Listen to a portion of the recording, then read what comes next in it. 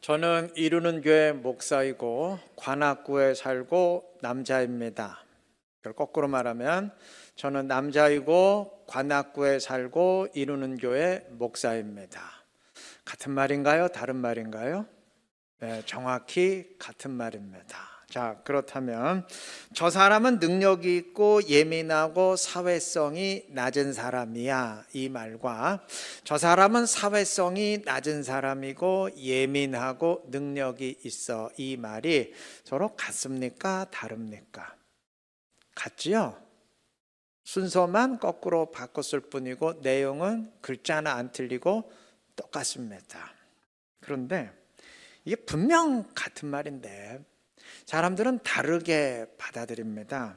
저 사람은 사회성이 낮은 사람이고, 이렇게 부정적인 정보를 먼저 전달할 때보다 저 사람은 능력이 있고, 이렇게 긍정적인 정보를, 그러니까 좋은 면을 먼저 전달할 때 사람들은 그 사람을 훨씬 더 좋게 평가합니다. 그러니까 먼저 들은 정보가 나중에 들은 정보보다 훨씬 더 강하게 작용합니다. 이걸 심리학 용어로는 초두 효과라 한다는데, 미국의 사회 심리학자 솔로몬 애쉬의 아주 유명한 초두 효과 실험이 있어요. 사람들에게 A와 B 두 사람에 대한 정보를 전달해 주었는데, 사실은 두 사람이고 한 사람이에요. 이렇게 정보를 전달해 주었는데 내용은 글자 하나 똑같고 순서만 거꾸로 바꿨어요. 그래서 A에 대해서는 똑똑하다, 부지런하다, 충동적이다, 비판적이다, 고집스럽다, 질투심이 많다, 이러한 순서로 좋은 면을 먼저 전달해 주었고, B에 대해서는 거꾸로 질투심이 많다, 고집스럽다, 비판적이다, 충동적이다, 부지런하다, 똑똑하다, 이렇게 부정적인 정보를 먼저 전달해 주었습니다. 그리고 A와 B에 대한 느낌을 물어본 결과 사람들은 긍정적인 정보를 먼저 전달해 준 A를 B보다 훨씬 더 좋게 평가했습니다. 사실 따지고 보면 내용은 정확하게 같은데 평가는 이렇게 달라졌어요. 무엇이 먼저 전달되느냐, 그게 그만큼 중요하다는 말이죠. 자, 그 이유는 인간의 뇌가 보고 들은 정보를 일관성 있게 받아들이려 하기 때문입니다. 무슨 말이냐 하면은, 처음에 받아들인 정보가 긍정적이고 좋은 것이면 다음에 것들도 계속 좋은 쪽으로 받아들이려 하고, 처음에 들은 정보가 부정적인 것이면 그 다음에 것들도 계속 그런 쪽으로 받아들이려 한다는 말입니다. 첫인상이 중요하다거나 선입견이 무섭다는 말 들어보셨죠? 이런 말들이 이래서 나오는 겁니다. 어떤 사람이 친절한 행동을 했을 때 그 사람을 선량하다고 생각했던 사람이라면 그렇지, 역시 그렇지 하며 받아들이겠지만, 만약 그 사람을 교활하다고 생각했던 사람이라면 인간이 지금 무슨 꿍꿍이를 꾸미는 게지 하면서 친절한 행동도 교활한 행동으로 받아들이게 되는 이유가 그 때문입니다. 인간의 뇌가 일관성 있게 정보를 받아들이려 하기 때문입니다. 자, 이건 달리 말하면 결국 무슨 의미가 되나요? 사람은 기존의 생각을 바꾸려 하지 않는다는 말입니다. 어떤 정보를 통해서 이건 이렇다 생각을 했으면 그 생각을 계속 일관되게 지속하려고 하지, 다른 정보에 의해 바꾸려 하지 않는다는 말입니다. 맞아요. 첫인상이나 선입견의 위력 또는 초두 효과 등등은 모두 인간의 뇌가 생각을 바꾸려 하지 않는 게 원인이에요. 첫인상 받고 그렇게 생각했으면 그 생각 바꾸려 하지 않기 때문에 첫인상이 중요하다, 선입견이 중요하다, 초두 효과가 있다, 이런 말 나오는 겁니다. 인간이 쉽게 생각 바꾼다면 그런 말 나올 리가 없겠죠. 사람은 자기 생각으로 다른 사실을 판단하려고 하지 다른 사실로 자기 생각 바꾸려 하지는 않습니다. 아까 솔로몬 애쉬의 초두 효과 실험을 언급했었는데, 여러분, 좋은 면을 먼저 전달했건 뭐 부정적인 정보를 먼저 전달했건 따지고 보면은 불과 1, 2초 차이입니다. 좋은 면을 먼저 전달했다면 그 좋은 면을 1초나 2초 먼저 전달한 것이고, 부정적인 정보를 먼저 전달했다면 그거를 1초나 2초 먼저 전달했을 뿐이에요. 그런데 불과 몇 초 먼저 받은 정보 때문에, 즉 몇 초 동안 그렇게 생각한 것 때문에, 몇 초 동안 이어진 생각 때문에 그 다음에 다른 것들도 계속 그런 쪽으로 생각하려 하는 게 인간입니다. 자, 그렇다면 이게 몇 초가 아니고 몇 년, 몇십 년 이어진 생각이라면 어떨까요? 그 생각 바꾸려 하겠습니까? 수백 년 이어진 생각이라면 바꾸려 하겠습니까? 천만에요. 안 바꿉니다. 오늘 본문의 내용은 흔히 말하는 변화산 사건입니다. 예수님은 베드로, 야고보, 요한을 데리고 산에 올라가신 뒤 그들 앞에서 영광스러운 모습으로 변화되셨습니다. 그러자 그 옆에 모세와 엘리야가 나타나 예수님과 함께했고, 하늘에서 하나님의 음성이 들려왔습니다. 7절 보시면, 이는 내 사랑하는 아들이니 너희는 그의 말을 들으라. 하나님은 먼저 그가 내 아들 메시아 맞다, 예수님의 신분을 분명히 확인시켰습니다. 그리고 이어서 그의 말을 들으라 명하셨는데, 예수님이 하신 무슨 말씀을 들으라는 말인가요? 본문 바로 앞에서 주님이 하셨던 특별한 말씀을 받아들이라는 말입니다. 본문 바로 앞에 8장 마지막 부분에서 주님은 구원 역사에 있어서 가장 중요한 말씀을 하셨습니다. 이날까지 단 한 번도 십자가에 대해서 말씀하지 않으시고 비밀로 하셨던 주님은 드디어 십자가를 지시기 위해 예루살렘으로 출발하시면서 처음으로 십자가 죽음과 부활을 말씀하셨습니다. 처음부터 이 말씀을 하셨다면 제자들이 절대 주님을 따르지 않았을 것이기에 일부러 그동안은 비밀로 하시면서 제자들과의 관계를 탄탄히 닦아 놓은 뒤에 말씀하신 것인데, 제자들의 반응이 어땠습니까? 주님의 십자가 말씀 받아들였습니까? 천만에요. 그 누구도 받아들이지 않았습니다. 아마 제자들은 주님의 말씀을 들으면서 우리가 이날까지 이분을 메시아로 알고 따라왔는데, 아니 십자가에서 죽는다니, 그건 메시아가 아니잖아, 우리가 그동안 속았다는 말 아니냐, 아마 충격에 빠졌을 겁니다. 본문의 장면은 바로 이러한 상황에서 제자들이 십자가의 말씀을 받아들이도록 주님이 의도적으로 기획하신 일입니다. 모세는 율법을 대표하는 사람이고 엘리야는 선지자를 대표하는 사람인데, 이 두 사람이 나타나서 예수님과 함께 했어요. 율법과 선지자가 예수님을 보증한다는 의미죠. 그리고 예수님이 영광된 모습으로 변화되셨습니다. 예수님이 신적인 존재로서 하나님의 아들이시라는 명백한 증거예요. 이들은 두 눈으로 그것을 똑똑히 보았습니다. 모세도 보았고 엘리야도 보았고 주님의 영광스럽게 변화된 모습도 분명히 두 눈으로 보았어요. 그리고 하나님이 예수님의 말씀을 받아들이라고, 내 아들 맞다, 메시아 맞다, 그가 하는 말 받아들여라 음성을 들려주시면서 직접 명령하셨고, 이들은 그것을 귀로 들었어요. 그런데 이들은 생각 바꾸지 않았습니다. 이들은 보아도 보지 못했고 들어도 듣지 못했습니다.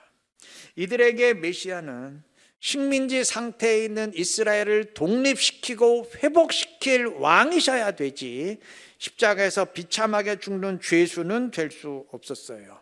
그것이 수백 년 동안 이어온 이스라엘의 생각이었고, 이들은 그 생각 바꿀 수 없었습니다. 하나님이 직접 명령하시는데도, 아니 음성을 들려주시면서 직접 명령하시는데도 소용이 없었으니 뭐 더 이상의 방법은 없습니다.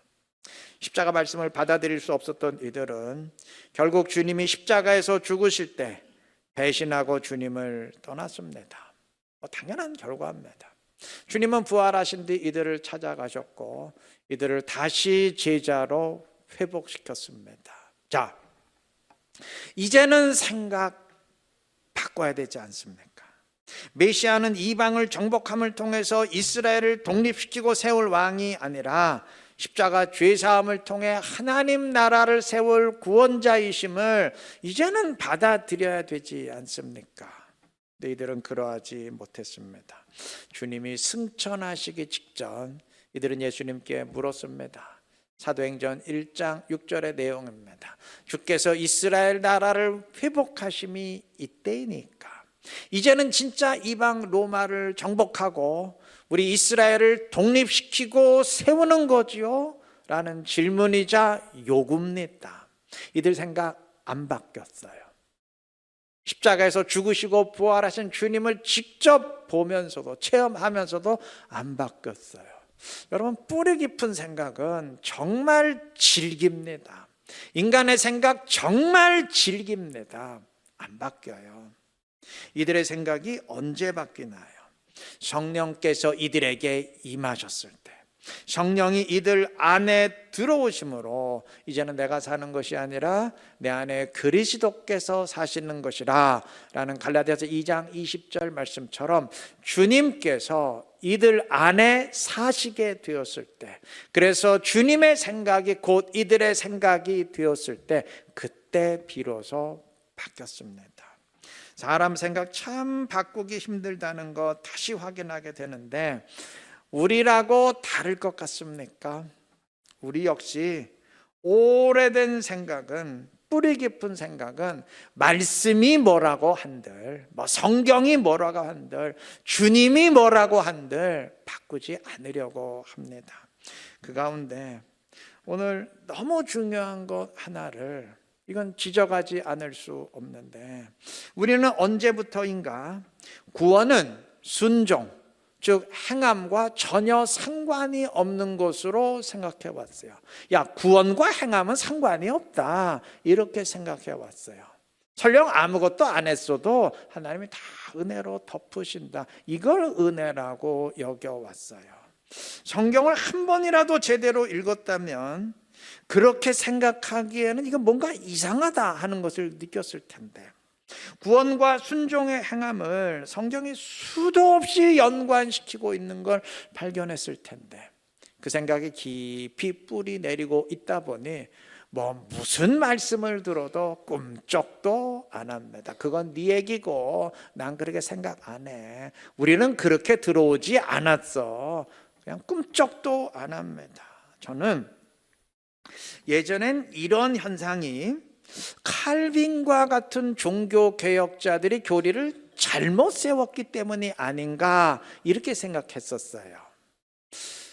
종교 개혁 당시에 타락한 교회는 인간은 행함을 통해서 일정 분의 공로를 채워야 구원을 받는데, 그 공로가 모자란 사람은, 이걸 못 채운 사람은 교회가 비축하고 있는 공로를 돈 주고 살 수 있고, 심지어 이미 죽어서 지옥으로 떨어진 사람을 위해서도 대신 사줘서 그 사람을 천국 보낼 수 있다, 이렇게 현혹하면서 천국 가는 티켓을 팔았어요. 소위 말하는 면죄부입니다. 진짜 사기꾼도 이런 사기꾼들이 없죠. 대단해요. 그게 통했으니까. 이러한 상황에서 종교개혁자들은 타락한 교회를 바로 잡아야 했었기에 구원은 인간의 공로로 얻는 게 아니다라고 강하게 주장해야 됐고, 그러다 보니까 행함과 구원을 전혀 상관없는 것으로 분리시켰던 게 아닌가, 저는 예전에 그렇게 생각했었어요. 우리 장로교 교리서인 웨스트민스터 신앙 고백서도 그게 칼빈의 신학을 그대로 계승한 것이거든요. 그렇게 계승하다 보니까 그렇게 똑같이 말한 게 아닌가, 저는 예전에 그렇게 생각을 했었어요. 저는 칼빈이나 이런 종교개혁 책을 전혀 관심이 없었어요. 우리가 예수 믿는 사람이지 무슨 인간 믿는가? 종교개혁자 믿는 사람들 아니잖아. 그렇게 터부시했었습니다. 그런데 나중에 제가 칼빈의 책을 정독을 하면서 이게 아니네. 그게 아님을 알게 됐습니다. 칼빈이 행함과 구원을 절대 분리시키지 않아요. 오히려 그 반대입니다. 칼빈에 따르면 성령으로 구원받은 사람은 반드시 죄악된 본성이 변하고 성령에 의해 행하게 되는데, 그게 아니고 그러하지 못하고 인간의 본성으로만 행하려는 것, 칼빈은 그걸 정죄한 겁니다. 다시 말하면 칼빈이 인간의 행함과 열심을 정죄했다면, 왜 그러느냐 정죄했다면, 그는 성령에 의해 행하지 않고 인간 본성에 의해 행하는 것을, 그건 상관 필요 없다 정죄한 것이지, 인간의 행함 자체를 정죄한 게 아니었어요. 오히려 그 반대였습니다. 우리는 칭의와 성화를 분리해서 성화를 칭의 이후의 일로 규정하려고 합니다. 좀 어려운 말 썼는데 쉽게 말하면 칭의는 구원이고 성화는 거룩하게 되는 거, 우리 삶의 모습, 행동이라, 순종의 행동이라 할 것입니다. 그런데 우리는 성화를 칭의 이후의 일로 규정하려고 합니다. 즉 예수를 믿음으로 이미 구원의 문제는 다 끝났고 칭의는 다 끝났고, 성화, 순종, 행함 같은 말이죠. 이거는 구원과는 상관없는 그 이후의 일로 여기려 한다는 말입니다. 칼빈은 그것을 단칼에 배격했어요. 그는 칭의와 성화, 즉 구원과 순종의 변화는 반드시 동시에 일어난다는 이중 은혜를 말했습니다. 칭의와 성화는 동시에 일어나기에 성화 없는 칭의, 즉 순종의 행함이 없는 구원은 그에게 말 자체가 안 되는 일이었습니다. 칼빈은 행함이 없는 구원은 절대 있을 수 없다, 분명히 못을 박습니다. 물론 그 행함은 인간 본성에 의한 행함, 자기 스스로 노력하는 행함이 아니고 성령에 의한 행함, 즉 은혜로서의 순종입니다. 그가 오직 은혜를 강조했다면 아무것도 안 해도 하나님의 은혜로 덮으신다, 그런 의미의 오직 은혜가 아니고, 인간은 자기 본성으로 절대 선한 행위를, 하나님의 뜻에 합당한 일을 할 수가 없는데, 인간은 자기 능력으로는 하나님을 발견하고 믿을 수도 없고, 그러니 당연히 하나님의 뜻에 따른 행동을 할 수도 없는데, 하나님께서 우리를 성령으로 구원하셔서 성령으로 행하게 하시기에 우리가 하나님의 뜻에 맞게 순종할 수 있다, 그런 의미에서 은혜예요. 인간의 능력으로 행하지 못하는데 하나님이 은혜로 행하게 하시니, 그런 의미에서 오직 은혜이지 아무것도 안, 그게 은혜가 아닌 거예요. 그의 기독교 강요 제3권 16장 1절을 그대로 읽어보겠어요. 행위가 없이는 결코 의롭다 하심을 받지 못하는데, 다시 말하면 행함이 없는 의롭다함, 행함이 없는 구원은 절대 있을 수 없는데, 이는 우리가 칭의에 머물고 있는 그리스도 안에 참여하게 될 때에 그 안에 성화도 또한 포함되어 있기 때문이다. 수백 년 전에 글이다 보니까 좀 어렵죠. 쉽게 말하면 칭의 안에 성화가 포함되어 있다. 구원과 순종의 행함은 같은 말이다, 같이 간다. 칭의 안에 성화가 있고 성화 안에 칭의가 있다, 그러한 의미입니다. 자, 이렇게 보니까 칼빈이나 장로교 교리가 행함을 배제한 게 아니었어요. 장로교 교리서인 웨스트민스터 신앙 고백서, 흔히 신도 개요라고 말하죠. 읽어보니까 똑같이 말하고 있더라고요. 그러니까 장로교 교리나 칼빈이 구원과 행함을 분리시킨 게 아니었어요. 같이 말하고 있더라고요. 물론 아까 말씀드렸듯이 칼빈이 뭘 말했느냐, 그건 중요하지 않아요. 우리가 뭐 칼빈 믿는 사람입니까? 우리가 장로교 교리 믿는 사람입니까? 예수 믿는 사람이지. 정말 중요한 거는 성경이 그렇게 말한다는 사실입니다. 근데 오늘 우리는 행함은 구원은 상관없다, 이렇게 생각합니다. 아니, 성경도 그렇게 말했고 칼빈도 그렇게 말했고 장로교 교리도 그렇게 세워져 있는데, 도대체 뭘 근거로 무슨 배짱으로 그렇게 말해왔는지 이해가 안 돼요. 영합하게 되었기 때문이겠죠. 사람들에게 듣기 좋은 소리, 귀에 듣기 좋은 소리, 그런 소리 자꾸 하다 보니까 그렇게 변질되어 온 것이겠죠. 마음 편하잖아요. 행하면 없어도 돼. 얼마나 마음 편합니까? 아무렇게도 살아도 되니까. 그런데 순종이 없으면 그건 구원 없는 거야. 부담되잖아요. 가슴이 덜컥하잖아요. 그러다 보니까 그저 사람들이 듣기 좋아하는 소리에 영합했던 게 아닌가, 그러한 생각입니다. 물론 말로는 믿음은 순종이다라고 말하지만 실제로는 순종이 없다고 경각심을 갖는 일은 드물잖아요. 이론상으로는 행함이 없는 믿음은 가짜다, 순종 없는 믿음은 그건 구원의 믿음이 아니다라고 말을 하는데 실제로는 그렇게 생각 안 한다는 말입니다. 저는 이게 정말 오늘날의 치명적인 문제라 생각하는데 이 생각 바로잡을 수 있을까요? 성령에 의한 순종과 구원은 그건 절대 분리될 수 없다. 이렇게 사람들이 생각 바꾸려고 할까요? 서두에 말씀드렸잖아요. 사람 생각 안 바뀐다고. 뿌리 깊은 생각 절대 바꾸려 하지 않는다고. 하물며 마음 편한 생각에서 부담이 되는 생각으로 바꿔야 되는데, 뿌리 깊은 생각을 바꿔야 되는데 이거 바꾸려 하겠습니까? 성경이 이렇다, 주님이 이렇게 말씀하셨다 한들 안 바꿔요. 오늘 본문 얘기했잖아요.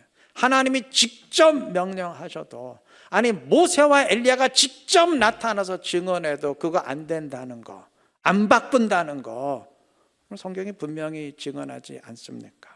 우리에게 성령의 임재가 필요합니다.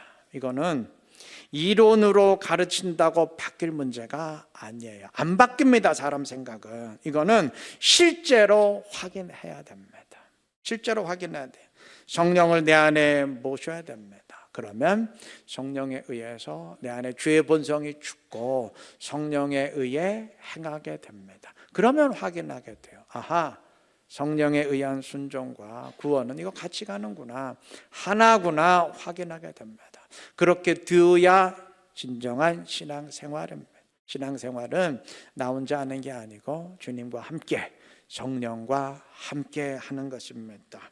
그리고 그렇게 되면은 이제 행함 없는 구원은 있을 수 없다, 순종 없는 구원은 그건 가짜다 하는 말에 하등 부담감을 느끼지 않게 됩니다. 오히려 그 당연한 거 아니야? 그 당연한 걸 뭘 얘기해? 이렇게 돼요. 초대교회 성도들에게 만약에 행함과 구원은 분리되지 않습니다 그러고 당연한 소리를 또 하고 있어, 이렇게 반응했을 겁니다. 여러분, 우리 명심하십시다. 신앙생활은 성령과 함께하는 겁니다. 주님과 함께하는 겁니다. 그러면 얘기는 끝나요. 우리가 자꾸 책상에서만 성경을 논하다 보니까 행함과 구원이 분리되니 어쩌니 이런 소리 하는 겁니다. 실제로 주님과 함께하면 그건 당연한 것이기 때문에 그걸 뭘 따지고 있어, 이렇게 되는 겁니다. 여러분, 주님의 이름이 임마누엘입니다. 하나님이 우리와 함께 하신다입니다. 임마누엘의 주님을 늘 내 안에 모셔드리시고 주의 성령과 함께 하시기를 바랍니다. 그래서 성령에 의해 순종하며 주님의 기쁨이 되는 지혜롭고 복된 우리 모두 되시기를 바랍니다. 방금 말씀드렸듯이 칭의와 성화, 즉 구원과 순종의 거룩함은 이건 분리되지 않고 동시에 일어납니다. 어떤 측면에서 말하느냐에 따라 칭의, 성화 이렇게 다르게 말할 뿐이지 본질은 같습니다. 고린도전서 6장 11절 중반 부분 이렇게 말합니다. 우리 하나님의 성령 안에서 씻음과, 씻음은 죄 씻음이죠. 죄 씻음과 거룩함과, 거룩함 성화죠. 의롭다 하심을 받았느니라. 죄 씻음 받는 것, 의롭다 하심 구원 받는 것, 그리고 거룩해지는 성화, 다 같은 의미로 말했어요. 처음부터 동시에 일어나는 것입니다. 그럼에도 사람들이 이 둘을 분리하는 이유는 구원은 한 번으로 완결되는 반면 성화는 계속 순종의 삶을 통해서 이루어 가야 되는 것으로 생각하기 때문인 것 같은데 그렇지 않아요. 칭의와 성화의 과정은 정확히 같습니다. 같은 것이니까 당연히 과정 자체가 같을 수밖에 없죠. 구원도 구원받은 다음에 부단히 순종하며 표대를 향해 달려가다가 마지막 구원의 완성에 이르는 것이고, 성화도 거룩하게 된 다음에 부단히 순종하며 표대를 향해 달려가다가 마지막 성화의 완성에 이르게 되는 것입니다. 아까 칭의와 성화 같이 일어난다는 거 성경 구절 말씀드렸는데 마지막 완성도 마찬가지예요. 데살로니가 전서 3장 13절이 말합니다. 우리 주 예수께서 그의 모든 성도와 함께 강림하실 때에, 즉 주님 다시 오시는 마지막 재림의 날에 하나님 우리 아버지 앞에서 거룩함에 흠이 없게 하시기를 원하노라. 주님 재림하시는 마지막 날에 구원의 완성을 거룩함에 흠이 없게 되는 성화의 완성으로 말했어요. 같은 것이기 때문입니다. 이렇게 칭의와 성화, 구원과 순종이 같이 가는 이유는 성령 때문입니다. 그리스도인은 성령에 의해 행하게 되기에 구원과 성령에 의한 순종은 같이 갈 수밖에 없습니다. 여러분, 인간으로 태어나는 것과 인간으로 살아가게 되는 이게 다른 말입니까? 같은 말이잖아요. 같은 말이잖아요. 그리스도인은 성령에 의해 구원받고 성령에 의해 순종하며 구원의 완성을 향해 달려가게 됩니다. 달리 말하면 그리스도인은 성령에 의해 거룩해지고 성령에 의해 순종하며 성화의 완성을 향해 달려가게 됩니다. 어떻게 말하느냐, 용어의 차이만 있을 뿐 같은 의미예요. 그러하기에 성령과 함께하지 않는 그리스도인이란 있을 수 없습니다. 로마서 6장 9절은 분명히 말합니다. 누구든지 그리스도의 영이 없으면 그리스도의 사람, 그리스도인이 아니라. 달리 말하면 그리스도의 영, 성령이 그 안에 있는 사람만 그리스도인, 하나님의 자녀입니다. 늘 강조하지만 성령을 내 안에 모시고 성령과 늘 함께 하시기를 바랍니다. 제가 이날까지 설교했던 내용과 내가 뭘 제일 많이 말했을까 검색해 보니까 뻔해요. 성령을 제일 많이 강조했고요. 성령과 함께 성령 내 안에 모셔야 그 얘기 많이 했고, 그리고 입으로만 고백하는 게 아니라 행동이 있어야, 행함이 있어야, 순종이 있어야 그게 진짜 그 얘기 제일 많이 했더라고요. 같이 갑니다. 성령 내 안에 모시면 성령에 의해 행하게 되는 줄로 믿습니다. 늘 성령을 내 안에 모시고 주님과 함께 주님의 손에 이끌려 성령에 의해 순종의 삶 살아가시기를 바랍니다. 그래서 마지막 표대를 향해 달려가면서 더 성화되고 더 거룩하게 되고 더 주님의 기쁨이 되는 지혜롭고 복된 우리 이루는 게 모든 성도님들 되시기를 그리스도의 이름으로 축원합니다.